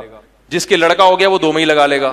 تو لڑکیوں کی تعداد تو 6 8 پہنچے گی, لڑکوں کی تو یہ نیچرل جو ریشو ہے نا لڑکے اور لڑکیوں کا, یہ کیا ہو جائے گا, خراب ہو جائے گا, ڈسٹرب ہو جائے گا بہت بری طرح. پھر بیٹیوں والے پھریں گے رشتے تلاش کرتے, ہائے وہی مل نہیں رہا, ہائے یہ نہیں ہو رہا, ہائے وہ نہیں ہو رہا. زنا بھی پھیلے گا معاشرے میں, یہ ہو رہا ہے. انڈیا اور چائنا کا میں کئی دفعہ بتا چکا ہوں کہ وہاں لڑکیوں کا ریشو کم کیوں ہے, حالانکہ وہاں بھی فیملی پلاننگ ہے, اس لیے کہ وہ ماں کے پیٹ میں بچی کو, تو یہ ظلم کرو گے تو پھر تو ہوگا, لیکن اسلام اس ظلم کی اجازت نہیں دیتا. بچی کو پیٹ میں مار نہیں سکتے. تو یہ بھی ایک ٹینشن ہے. جب پہلے بڑھتا تھا نا گروتھ ریشو, پہلے لوگ جانتے نہیں تھے, تو کیا ایک خاتون کے 6 بیٹیاں ہو گئیں تو دوسرے کے 6 بیٹے ہو گئے, کیا خیال ہے. تو وہ بھائی اس کے 6 بیٹیاں بوجھ نہیں بنتی تھی, بھائی وہ ان چمونی آپا کے بھائی وہ 6 بیٹے اللہ نے اس کو دیے, اور وہ دوسری آپا ہیں ان کے کتنے بیٹیاں ہی بیٹیاں ہو رہی, تو کوئی بات نہیں, ان کے 6 بیٹیاں, ان 6 بیٹے سے ہو گئی شادی. اب کیا ہو رہا ہے, ان کے 6 تو ہو گئی لڑکے کی لالچ میں, ان کے بیٹے 1 2 سے زیادہ نہیں ہے, تو کس کو پہنائیں گی بھائی یہ بیٹیاں, نہیں آ رہی بات. تو یہ باتیں آپ کو میڈیا نہیں بتائے گا میرے بھائی, یہ باتیں آپ کو مولوی کے علاوہ, بولو بھائی, کیونکہ مولوی صاحب کو تقریر کے پیسے نہیں ملتے. اور پھر بھی خواتین نے اگر نیگیٹو کمنٹس کرنے ہیں تو دل کھول کے کریں, صحیح ہے نا. ہمیں یہ سمجھا ہوا ہے, میں نے آپ کو کچھ بھی نہیں سمجھا ہوا, کیونکہ مجھے زندگی میں اتنی گالیاں, لاکھوں کے حساب سے گالیاں پڑی ہیں خواتین کی طرف سے, حالانکہ میں خواتین کے حق میں بات کر رہا ہوں, ایسی بات کر رہا ہوں جو ان کی صحت کے لیے بھی مفید ہے. اور ان کے, عورت تو بچوں پہ ہی تو حکومت کرتی ہے, وہ اصل حکومت عورت کی کس پہ ہوتی ہے, اولاد پہ ہوتی ہے. اسی سے آپ نے اس کو محروم کر دیا, جاب کرو جاب, بس جاب کرو جاب. پیسہ بھائی ہر چیز کا علاج نہیں ہے, اس سے محبت نہیں ملے گی آپ کو. تو وہ بس وہ نیٹ پہ آپ سرچ کریں جا کے کہ وہ جو ایسی تنہائی دور کرنے کی بنی ہوئی ہے نا, ایسی وزارتیں بنی ہوئی ہیں, ٹھیک ہے نا, ایسے سوری ادارے بنے ہوئے ہیں کہ وہاں گورے کیا کرتے ہیں. پہلے تو بڑے سائنسدان تھے, بہت کچھ خدمت کی, اور جو ہے وہ اب کوئی پوچھنے کے لیے, پھر بھی وہاں سائنٹسٹ کی عزت ہوتی ہے, پھر بھی ہوتی ہے. بہت ہی کوئی اپر لیول ہوگا نا اس کا تو پھر بھی گزارا ہوتا ہے. درمیانے طبقے کے آدمی تو کسی کام کا رہے, اس کا تو اولڈ ہاؤس مقدر ہے, جہاں وہ اپنے جیسے کھانسنے والوں کے ساتھ سارا دن ضائع کرے. ہمارے یہاں دیکھو کیسی دادیوں اور نانیوں سے بچوں کو کتنی محبت ہوتی ہے یار. ہمارے ایک دوست ہیں جرمنی میں, انہوں نے بتایا کہ میرا ارادہ تھا جرمنی میں شفٹ ہونے کا, کیونکہ پاکستان میں لوڈ شیڈنگ اور ایکچولی یہ جو ٹوپی ڈرامے کرتے ہیں نا, موبائل اسنیچنگ, بہت ہی غریب ملک ہے, اور یہ مولویوں کے اختلاف اور پھڈے. جرمنی میں جاؤ, ریسپیکٹ کتنی ہے, تھینک یو, ایسے بات کرتے ہیں لوگ. پولیس والا چالان بھی کاٹتا ہے, اتنی تمیز سے دل چاہتا ہے گرفتاری دے دو اس کو. حقیقت کاغذات اتنی, ہمارے پولیس والا دے گا ٹھڈے مارے گا, کچھ بھی نہیں ہوگا, پھر بھی اٹھا کے جو ہے نا وہ بند کر دے گا بعض دفعہ, اور پیسے دینے پڑیں گے, رشوت دینی پڑے گی, سننی بھی پڑیں گی. ان کی پولیس ایک تو ہینڈسم اتنے ہوتے ہیں, کسی کے پیٹ نہیں نکلا ہوا ہے, ایسے خوبصورت پولیس والے, گورے چٹے. وہ ایک صاحب کہنے میرا تو دل چاہ رہا تھا اس کو میں گرفتاری دے دوں. تو اتنا نظام اور گورنمنٹ بے روزگاروں کو الاؤنس دیتی ہے. کہہ رہا وہ مجھے خود میرا شاگرد ہے, وہ کہہ رہا ہے میں نے ارادہ کیا یار میں ادھر ہی رہوں گا یار, پاکستان واپس نہیں جاؤں.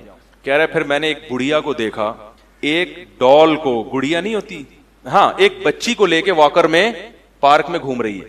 کہہ رہے میں نے یہ منظر دیکھا نہیں, بہت ہی کم, کہ کوئی بوڑھی عورت کسی بچے کے ساتھ دل بہلا رہی ہو. تو مجھے یہ بڑا اچھا لگا کہ چلو ان کی دادی کے پاس بھی ایک پوتا آیا جس سے یہ کیا کر رہی ہے, کھیل رہی ہے, دل بہلا رہی ہے, پارک میں لے کے اس کو گھوم رہی ہے, اس کو بھی محبت ملی. کہہ رہے میں نے کہا ایسا نظر آتا نہیں ہے, لیکن پہلی دفعہ دیکھا میں نے. تو میں جب قریب گیا تو پتا چلا وہ ربڑ کی گڑیا تھی, وہ اوریجنل. اس دیکھو نیچر تو نہیں چینج ہو سکتی نا, بڑھاپے میں پوتے نواسے گوروں کو بھی چاہیے, جیسے گوروں کو بھی گندم چاہیے نا, آلو کھاتے ہیں نا, چپس بنا کے کھا لیں. یہ تو نہیں ہے چونکہ وہ بہت ترقی کر لی ہے تو اب وہ پلاسٹک کے برگر کھائیں گے. بھائی نیچر تھوڑی چینج ہوتی ہے, تو بوڑھے کو چاہیے اولاد چاہیے. تبھی تو قرآن نے کہا جعل لکم من ازواجکم بنینا وحفدا, اللہ تمہیں بیویوں سے اولاد بھی دیتا ہے اور پھر ان سے پوتے اور نواسے بھی دیتا ہے. یہ تو نعمت بیان کر رہا ہے قرآن. اور اس میں یہ بھی بتا رہے کہ عورت کی سب سے زیادہ قدر والی چیز ہی ہے کہ وہ تمہیں کیا دیتی ہے, اولاد, اور آپ نے اسی پہ بریک لگا دی. صحیح ہے نا. عورت کی جو قدر کرنے کا قرآن حکم دے رہا ہے اس کی بڑی وجہ یہ کہ اس سے زیادہ بہترین سرمایہ تمہارے پاس نہیں ہے, کہ تمہیں کیا دے رہی ہے, یہ اولاد, انسان دے رہی ہے, انسان. تو یہ سب سے بڑی قدر کی چیز ہے. تو اب کیا ہے کہ وہ کہہ رہے کہ میں نے جب دیکھا وہ کس کو لے کے, پلاسٹک کی گڑیا. کہہ رہے میں نے کہا میں یہاں کبھی بھی فیملی کے ساتھ, کماؤ نکلو پتلی گلی سے. کہہ رہے بیچاری کو کوئی پوتا نواسا نہیں ہے, پلاسٹک کی گڑیا سے کیا کر رہی ہے. جیسے ہمارے یہاں چھوٹی بچیاں ہوتی ہیں نا, ان کو شوق ہوتا ہے بھائی کوئی گڑیا ہو تو وہ ہم ڈال لے کے دے دیتے ہیں اس کو. علامہ ابن تیمیہ نے لکھا ہے بعض ائمہ کا مذہب یہ ہے کہ بچی کے لیے گڑیا سے کھیلنا جائز ہے, تصویر اسلام میں حرام ہے نا. تو امام ابو حنیفہ کا مذہب یہ ہے کہ بچی کو گڑیا جو ہے نا اس کی ناک کان آنکھ مسخ کر کے دے سکتے ہیں, ویسے نہیں دے سکتے. لیکن جمہور کا مذہب کیا ہے کہ بچی کو گڑیا سے کھیلنے دینا جائز ہے. وہ کہتے ہیں کہ اسلام نے اس لیے اسے اجازت دی ہے کہ بچی کی فطرت ہے, نیچر ہے. اللہ دیکھو بچے کا گڑیا سے کھیلنے سے کبھی بھی دل, بچہ بنٹے کھیلے گا, لٹو کھیلے گا, مارم پیٹی کھیلے گا, گھنٹیاں بجا بجا کے بھاگے گا, یہ اس کا کھیل ہے. لیکن بچی کیا کرے گی, گڑیا سے کھیلے گی. تو قدرت نے اس کی فطرت میں اولاد کی محبت ڈال دی. اب جب وہ اپنی اصل نیچر پر آئی ہے تو میڈیا نے اس کو پٹیاں پڑھا دی, نہیں نہیں نہیں نہیں نہیں, ٹھیک ہے نا. تو یہ اس کا مطلب یہ سب نیچر کے خلاف ہے, سب فطرت کے خلاف چل رہا ہے. تو اس لیے وہ جمہور کا مذہب یہ کہ بھئی بچی گڑیا سے کھیل سکتی ہے کیونکہ یہ اس کی فطرت ہے, وہ اس کو آپ اس کو. تو ہم یہ کہتے ہیں کہ بھئی بہتر ہے کہ اس کی آنکھ ناک تھوڑی سی کیا کر دو. اب میری بچی کیا کہتی ہے, ابو گڑیا چاہیے, ٹیپ لگا کے, ٹیپ لگا, وہ بڑی ہو جائے, اس کو پتا ابا گڑیا نہیں لا کے دے گا, ابو پہ ٹیپ لگا کے چاہیے گڑیا, پہلے سے بولتے ہیں آنکھوں پہ ٹیپ لگا لیں گے اس. تو اب وہ بوڑھی کی عورت کیا کر رہی ہے, گڑیا. اور باپ کو اولاد سے اتنا بچوں سے مزہ نہیں آتا جتنا دادا کو آتا ہے. اس کی وجہ یہ ہے کہ باپ تو بچوں سے دل لگی تو کرے گا مگر خرچہ بھی کون اٹھائے گا, باپ, بیمار بھی. دادا صرف بچوں سے دل لگی کرتا ہے, بچے ذرا سا پیشاب کر دیں فوراً والدین کے, یہ تمہارا بچہ ہے پالو. ابھی تھوڑی دیر پہلے میرا بچہ تھا, وہ فری پھوکڑ کے مزے ہیں بھائی, فری پھوکڑ کے مزے ہیں. تو تم بھی میرے بھائی یہ 2 بچوں والا 3 بچوں والا تربیت کے نام پہ جھانسے دے دے کے تمہیں الو بنایا جا رہا ہے, اور پھر نتیجہ یہی نکلے گا کہ بڑھاپے میں کیا کرو گے, گڑیاؤں سے کھیلو گے, ٹھیک ہے نا. یا بندہ کرائے پہ منگواؤ گے, یار میں بور ہو رہا ہوں ذرا مجھے کوئی لطیفہ تو آگے سنا دے. ہوتا ہے گوروں میں, یورپ میں ایک آدمی آتا ہے باقاعدہ رینٹ پہ, پھر چونکہ وہ ایماندار ہیں انگریز, لہذا وہ رینٹ پہ 1 گھنٹہ جب آپ کو دل خوش کرے گا تو ایسے کرے گا جیسے واقعی آپ کا داماد ہے, ٹھیک ہے نا, یہ آپ کا واقعی اوریجنل بیٹا ہے. کیونکہ وہ لوگ اس میں ملیشیا میں تھا تو ہم نے ایک آدمی سے مساج کروایا, یہ اس لیے صرف مساج نہیں بول رہا, باقاعدہ آدمی کا لفظ, مساج کروایا. تو ان کا ٹائم تھا 1 گھنٹہ, تو وہ 1 گھنٹہ مالش کرتے ہیں, بڑی خاندانی کو پروفیشنل لوگ ہیں. تو ایک مولوی صاحب تھے بینوری ٹاؤن کے میرے ساتھ, وہ ہم چلے گئے, وہ ایسی اس نے تمیز سے مالش کی ہے, بڑا ہی مزہ آیا, بڑے دل لگی کے ساتھ, جیسے ہی سوئی 1 گھنٹہ پورا ایک دم چھوڑ دی اس. میں نے کہا ابھی تو ایسے کر رہا تھا جیسے ہمارا کوئی پوتا نواسا ہو یار. تو انہوں نے کہا یہ لوگ ٹائم کے پابند ہوتے ہیں, ایک ہیں ایماندار, آپ نے ان کو چونکہ پیسے دیے ہیں تو لہذا یہ اس میں ایسے ہی کریں گے, ذرا بھی سستی نہیں. جیسے ہمارے اگر ایڈوانس میں پیسے دے دو نا کسی کے تو بس پھر ہو گیا کام آپ کا, پھر ایسے کرے گا, میں نے آپ کے گھٹنا دبا دے گا تھوڑا سا یوں کر کے, پھر آگے تھوڑی دیر جائے گا, موبائل پہ باتیں کرے گا, تھوڑا سا سر میں کیا کرے گا, مالش کرے گا, پھر نکل لے گا, کیونکہ پیسے تو آپ کیا کر چکے ہو. تو اس میں 1.5 گھنٹہ کر دے گا وہ, لیکن کرے گا ایسے. اس نے 1 گھنٹہ مگر 1 سیکنڈ بھی اوپر. تو وہ ایسے ہی جو تنہائی دور کرنے کی جو وہ بنی، میں یہ مساج وساج نہیں کرواتا، وہ بنوری ٹاؤن کے مولانا صاحب تھے، زبردستی مجھے لے گئے، مجھے یہ چیزیں پسند نہیں ہیں تو وہ زبردستی انہوں نے لے گئے مجھے، لیکن میں ان کی ایمانداری بتا رہا ہوں آپ کو. ٹائم تو ایسے ہی ٹائم دیکھ کے آپ کو وہ خوش کریں گے. فرض کر لیں گے کہ یہ ہمارے کیا ہیں، $25 میں ہمارے یہ دادا ہیں، ٹھیک ہے، بالکل ایسے بات کرے گا. جیسے ہی ٹائم پورا ہوا وہ بھول جائے گا کہ آپ کون ہیں. تو اولاد ایسا، اولاد کو تو تھپڑ بھی مار سکتے ہو، اس کو تھپڑ مارنے کی اجازت، وہ کوئی الٹا لطیفہ سنا دے تو یہ نہیں کہ تھپڑ مار دو. اولاد اگر کوئی الٹی سیدھی بات کرے 2 چماٹ لگا دو اس کو. کیا خیال ہے؟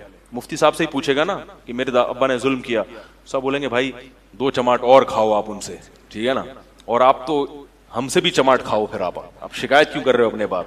تو وہ گھی کا ڈبہ سمجھ میں آ گیا.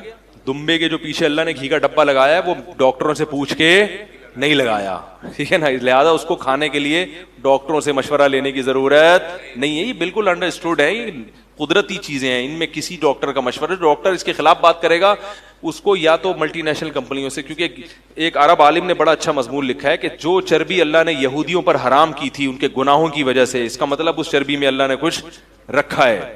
وحرمنا علیہم شحومہما، اللہ کہتے ہیں اونٹ کی چربی ہم نے حرام کر دی تھی یہودیوں پر گناہوں کی وجہ سے. تو اگر وہ نقصان دہ ہوتی تو وہ تو ایک نعمت بن جاتی نا وہ. تو اس نے لکھا کہ کس طرح سے ہمیں ان چیزوں سے دور کر دیا ان کمپنیوں نے. اربوں کروڑوں روپے یہ لوگ کما رہے ہیں اور جو چیز فری میں اللہ ہمیں دے رہا ہے اس کی ہمارے دل میں قدر نہیں ہے. میں ایک غریب لوگوں کے گھر گیا، اتنے غریب کھانے کو روٹی نہیں، لیکن جب میں نے ان کے بچے دیکھے ایسے خوشنما، ان کے اسکن بہترین اور ایک قد ان کے، میں نے کہا یار کمبختوں گیا کھانے کو روٹی ہے نہیں، اور ان بچوں کے قد اور ان کی اسکن دیکھو ایسے جاندار خوبصورت. میں نے کہا یہ کیا مسئلہ ہے یار. پتہ یہ چلا کہ بیچاروں کے پاس کوکنگ آئل کے پیسے نہیں ہوتے تو قربانی کے جانوروں کی چربیاں جمع کر کے پگھلاتے ہیں پورا سال. بولو بھائی یہ وہ چربیاں بول رہی ہیں، سمجھ میں آ رہی ہے بات. تو میں نے کہا یار یہ اللہ کرے یہ والی ٹینشن کہ گھی تیل خریدنے کے پیسے نہ ہو. میں نے بتایا نا ایک جگہ گاؤں میں گیا تو وہاں ایک پرابلم تھی کہ کوئی قریب میں بیکری نہیں تھی، دکانیں نہیں تھی، تو وہ قدرتی غذائیں کھاتے تھے. تو وہ کہہ رہے تھے یار یہ بڑی پرابلم ہے. میں نے کہا یہ بہت اچھی پرابلم ہے، اس پرابلم کی وجہ سے آپ لوگ 90 سال جیتے ہو. مولانا طاری جمیل صاحب نے ایک واقعہ سنا ہے، ایک ملک کا، کہتے ہیں ہماری جماعت گئی ہوئی تھی تو وہاں ہمارے ایک ساتھی کو ہارٹ اٹیک ہوا تو پورے شہر میں کوئی ہارٹ اسپیشلسٹ ہی نہیں مل رہا، ہارٹ کا ڈاکٹر ہی نہیں مل رہا. ہم نے کہا یہ کیا مسئلہ ہے یار، اتنی خطرناک بیماری، کوئی ڈاکٹر نے کہا یہاں یہ بیماری ہے ہی نہیں، کسی کو ہارٹ اٹیک ہوتا ہی نہیں. پتہ یہ چلا کہ پورے شہر میں کوئی بیکری نہیں ہے، وہ لوگ ڈبل روٹی نہیں کھاتے، وہ لوگ کیک رس نہیں کھاتے، وہ بسکٹ نہیں کھاتے، کیونکہ بیکری نہیں ہے تو دل کے مرض ہی ہے ہی نہیں. تو کچھ پرابلم ایسی ہوتی ہیں جو بہت ہی زبردست ہوتی ہیں وہ پرابلم. تو ان کی غربت کی وجہ سے ان کی صحتیں کیا تھیں، اچھی تھیں. اور جو برگر کے جس کے پاس پیسے ہوتے ہیں اس وہ چھوڑیں، زیادہ تبصرہ نہیں، ایک دفعہ میں نے بتایا تھا کچھ لوگ ناراض ہوئے تھے، تو وہ برگر جیسے ہی بنے ہوتے ہیں. پھر وہ اللہ تعالیٰ ہمیں ہدایت دے تو اور جو ہے ہمیں فطرت کی طرف آنے کی توفیق عطا فرمائے. تو قرآن کی جو میں نے آیت پڑھی تھی وہ میں انشاءاللہ اگلے ہفتے اس کی تشریح بیان کروں گا. ابھی تو یہ گھی کے ڈبے پہ جو میرے ڈاکٹروں نے کھچائی کی ہے نا، بعض ڈاکٹروں نے، سب نے نہیں، تو میں نے اس کا جواب دیا کہ بھائی کچھ چیزیں بالکل نیچرل ہوتی ہیں، اس میں باقی چیزوں میں آپ ڈاکٹروں سے ضرور پوچھیں، وہ ہم سے زیادہ جانتے ہیں، لیکن جو نیچرل چیزیں ہیں، قدرتی چیزیں ہیں، اس میں ڈاکٹروں سے مشورہ لینے کی ضرورت نہیں. اس میں ڈاکٹر سے بھی کہیں کہ آپ بھی یہ کھایا کرو، ڈاکٹر صاحب کبھی کھا کے دیکھو پتہ چلے گا آپ کو، ٹھیک ہے نا. کبھی آپ دمبے کی چربی ہمارے ساتھ کھاؤ، مزہ نہ آئے پیسے واپس، ٹھیک ہے نا. چلیں یار بہت ہو گیا. اچھا بھائی یہ سوال پوچھا ہے، اگر نومولود بچی کو گھوڑے پر پڑا پایا جائے اور اس کی کو اپنی بیٹی بنا لیا جائے، شوہر بھی راضی ہے، شوہر کا محرم بنانے کا کوئی طریقہ نہیں ہو، تو دیکھیں اس بچی کو فیڈ کرا دی جائے تو یہ محرم بن جائے گی بیوی سے، یا شوہر اپنی کسی بہن سے فیڈ کروا دے اس کو.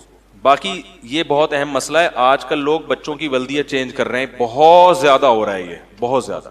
سرپرست ہے، بھائی نے بچہ لے کے پال لیا تو ولدیت میں اپنا نام ڈال دیا، عیدی سینٹر سے کوئی بچہ لیا تو ولدیت میں، تو یہ بالکل حرام ہے، بالکل جائز نہیں ہے. بچے کی ولدیت کسی بھی قیمت پہ چینج نہیں کر سکتے، اور اس کے باپ کا نام پتہ نہیں ہے تو بھی اپنا نام پھر بھی ولدیت میں نہیں ڈال سکتے. سرپرست میں اپنا نام ڈالیں، ولدیت میں کسی کا نام، کسی جھوٹے آدمی کا جو اس کا باپ نہ ہو وہ نہیں ڈال سکتے آپ. میرے 2 بیٹے ہیں، کیا ان سے شادی کر سکتی ہیں اس بچی کی؟ ہاں کر سکتی ہیں. کاغذی کارروائی کے لیے باپ کا کیا نام لکھا جائے؟ باپ کا نام اور بھائی نہیں لکھا جائے. اگر نہیں مل رہا باپ تو پھر جو ہے نا، نادرا والوں کی ریکوائرمنٹ ہوتی ہے کہ کوئی نہ کوئی ابا ڈالو، تو ان سے پہلے بتائیں کہ بھائی ابا نہیں ہے ہمیں ایسے, تو وہ بتائیں کوئی ممکن ہے کوئی ایسا قانونی طریقہ ہو کہ بھائی بلدیت معلوم نہیں ہو تو سرپرست میں, پھر بھی نہیں مل رہا کہ کوئی ڈاکومنٹ, پھر ایسے ہی ان نون پرسن کر کے عبداللہ کر کے کچھ گنجائش معلوم ہوتی ہے, کیا اس کے عقیقہ ابتدا کر سکتے ہیں؟ عقیقہ کیا بچی سے چھپا لیا جائے, بچی سے چھیا لیا جائے, چھپا لیا جائے؟ بچی سے چھپانا جائز نہیں ہے, بچی کو بتایا جائے گا کہ یہ تمہارے اوریجنل ابو نہیں ہے. لوگ یہ بھی کہتے ہیں ہم نے اگر اس کو بتا دیا کہ یہ ابو اوریجنل نہیں ہے تو بچی پہ کیا اثر پڑے گا؟ بھائی شریعت کا حکم پہلے نص ہے قرآن مجید کی, سمجھ رہے ہو کہ جو اوریجنل باپ ہے وہی قیامت تک اوریجنل رہے گا, اس کو چینج نہیں کیا جا سکتا. آپ کا مکمل بیان جو انٹرنیٹ پر اپلوڈ کیا جاتا ہے اس کا کچھ حصہ شروع یا آخر کا کاٹ دیا جاتا ہے, خصوصاً سوالات کا حصہ. آپ سے گزارش ہے کہ انتظامیہ سے پورا بیان اپلوڈ کیا کرو بھائی, یہ انتظامیہ بیٹھی بھی ہے. نماز میں جو 2 صورتیں یا 4 صورتیں پڑھی جاتی ہیں ان کے درمیان میں صورت چھوڑ کر اگلی صورت پڑھتے ہیں, مکروہ عمل ہے. چھوٹی صورت درمیان سے چھوڑ کر اگلی صورت شروع کرنا مکروہ ہے, ناپسندیدہ ہے. پہلی رکعت میں سورہ فیل, دوسری میں سورہ ماؤن نہیں. پہلی رکعت میں سورہ فیل پڑھیں تو دوسری میں سورہ قریش پڑھیں, بہتر یہی ہے. نہیں بھی کیا تو بھی ٹھیک ہے. مقتدی کی 1 رکعت رہے گی جماعت کے آخر میں, مقتدی تیار جلدی پڑھ لیا وہ امام کے ساتھ سلام پھرنے خاموش ہو, تیار کو دوبارہ پڑھ لے, تیار دوبارہ نہ پڑھے, بس تیار پڑھ کے خاموش ہو جائے. سورہ بقرہ کی 8ویں رکوع کی پہلی آیت کی وضاحت کرتے ہیں. اس میں اللہ نے مومن یہودیوں عیسائیوں اور ستارہ پر چند شرائط کے جنت جانے کی بات ہے. سورہ بقرہ میں آتا ہے کہ جو ایمان لائے اور جو یہود اور نصارہ ہیں وہ اگر اللہ پر ایمان لائیں اور آخرت پر تو وہ سب جنت میں جائیں گے. اس سے غامدی صاحب اس سے دلال کرتے ہیں کہ یا ایک دفعہ انہوں نے سب پتہ نہیں اس سے رجوع نہ کر لیا, اس لیے میں ان کا نام واپس لے رہا ہوں. بعض پروفیسر لوگ بہرحال اس سے استدلال کرتے ہیں کہ مسلم ہونے کی ضرورت نہیں ہے جنت میں جانے کے لیے, کیونکہ قرآن میں آتا ہے کہ ایمان والے ہوں, یہودی ہوں, عیسائی ہوں, کوئی بھی اللہ اور آخرت پر ایمان لائے گا اور نیک اعمال کرے گا تو وہ کہاں جائے گا؟ جنت میں. تو یاد رکھو اس آیت, قرآن کی ایک آیت کو ہمیشہ دوسری آیت سے سمجھا جاتا ہے. قرآن نے صاف لفظوں میں کہہ دیا وَمَن يَبْتَغِ غَيْرَ الْإِسْلَامِ دِينًا فَلَن يُقْبَلَ مِنْهُ, اسلام کے علاوہ کوئی بھی دین قابل قبول نہیں ہے. تو یہ جو آیت ہے اس کا ایک شان نزول ہے. اس کا شان نزول یہ ہے کہ یہودی یہ کہتے تھے کہ ہم اللہ کے بیٹے ہیں اور ہم جنت کے ٹھیکے دار ہیں. اگر کوئی یہودی مذہب قبول بھی کرے گا تو وہ 2 نمبر یہودی ہوگا, 1 نمبر وہی ہے جو یعقوب علیہ السلام کی اولاد میں. بعض عیسائیوں کا بھی نظریہ تھا. تو اسلام نے یہ بتایا کہ اسلام کسی کے خاندان کا یا کسی قوم کا مذہب نہیں ہے. تو ان الذین آمنوا کا مطلب جو مسلمان ہیں وہ بھی اگر ایمان لائیں گے اور نیک اعمال کریں گے تو جنت میں جائیں گے, کیونکہ بعض لوگ اصطلاحی اعتبار سے مسلم ہوتے ہیں, حقیقی اعتبار سے مسلم نہیں ہوتے. تو اگر یہودی بھی ایمان لائے, عیسائی بھی ایمان لائے, جو بھی ایمان لائے گا کوئی قوم نہیں ہے. یہ نظریات ہیں, یہ عقائد ہیں, جو ان عقائد کو فالو کرے گا وہ کہاں جائے گا؟ جنت میں. وہ الگ بات ہے کہ جب آپ ان عقائد کو فالو کریں گے تو آپ خود بخود کیا بن جائیں گے.